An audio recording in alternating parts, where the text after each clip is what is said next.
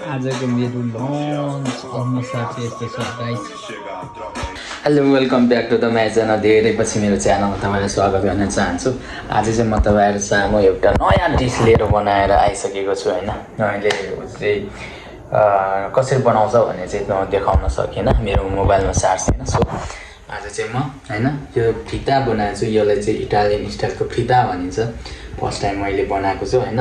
Let's try होइन, अब कस्तो हुन्छ त लेट्स ट्राई होइन। चपस्टिक होइन, अनि यो पहिला यसले यसरी च्याट च्याट च्याट च्याट काट्ने होइन होइन। अनि पिस बाई पिस पहिला म एक बाइट हान्छु क्या होइन। अनि लेट्स ट्राई।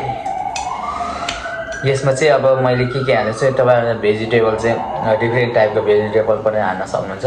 मैले चाहिँ ब्रोकाउली र प्याज हालेको छु। अनि